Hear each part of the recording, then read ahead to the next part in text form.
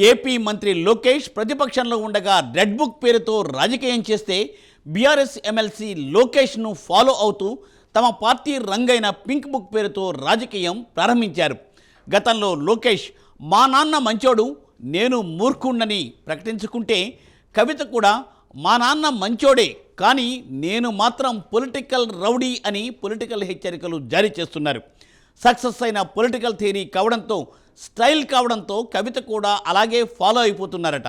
మరి ఏపీలో వర్కౌట్ అయినట్లు తెలంగాణలో పింక్ బుక్ రాజకీయం వర్కౌట్ అవుతుందా? Let us watch the story.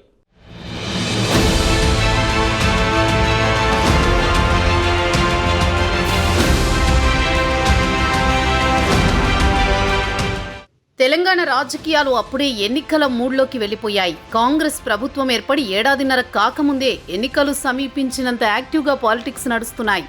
తెలంగాణలో సార్వత్రిక ఎన్నికలకు ఇంకా 3.5 ఏళ్ల గడువు ఉంది. అయినా అన్ని రాజకీయ పార్టీలు ఎన్నికలకు సిద్ధమవుతున్నాయి. ప్రధానంగా బీఆర్ఎస్ పార్టీ రోజు ఏదో ఒక కొత్త ఆరోపణతో కాంగ్రెస్పై విరుచుకుపడే ప్రయత్నం చేస్తోంది. కాంగ్రెస్ కూడా మళ్లీ గెలవడానికి ఏం చేయాలో అది చేయండని ఎమ్మెల్యేలకు చెబుతోంది. ఈ క్రమంలో ఇరు పార్టీల నేతలు కార్యకర్తల్లో చురుకుదనం తేవడానికి అన్ని పార్టీలు ప్రయత్నిస్తున్నాయి. తమ పార్టీ నేతలకు భరోసా ఇవ్వడానికి ధైర్యం చెప్పడంతో పాటు కాంగ్రెస్ను బెదిరించడానికి కవిత లోకేష్ చూపిన మార్గాన్ని ఎంచుకున్నారు. పింక్ బుక్ పేరుతో ఇప్పటికే హెచ్చరికలు ప్రారంభించారు.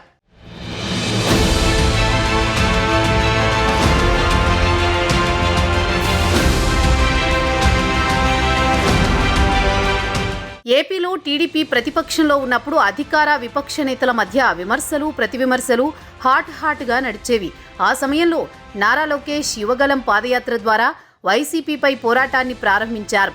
ప్రతిపక్ష నేతలపై ప్రభుత్వం దాడులు చేస్తోందని, అక్రమ అరెస్టులకు పాల్పడుతోందంటూ ఆరోపించిన లోకేష్ జగన్ ప్రభుత్వం చేసే అక్రమాలన్నింటినీ రెడ్ బుక్లో నోట్ చేస్తున్నామని, అందులో ప్రతి ఒక్కరి పేరు రాస్తున్నామని, తాము అధికారంలోకి వచ్చిన తర్వాత వడ్డీతో సహా చెల్లిస్తామంటూ కీలక వ్యాఖ్యలు చేయటం అప్పట్లో చర్చనీయాంశంగా మారిన విషయం తెలిసిందే.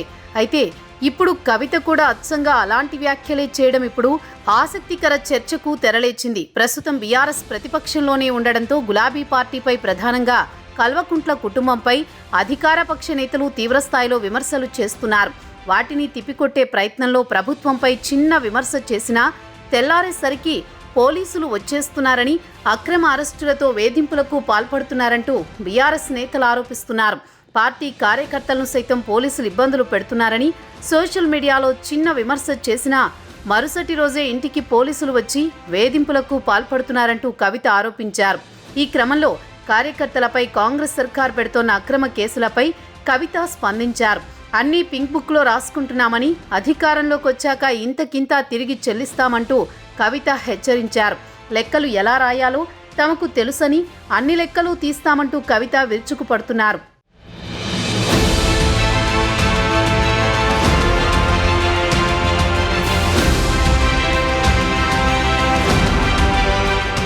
లోకేష్ తరహా రాజకీయం చేస్తున్న కవిత పాదయాత్ర ఆలోచన కూడా చేస్తారనే ఊహాగానాలు వెలువడుతున్నాయి.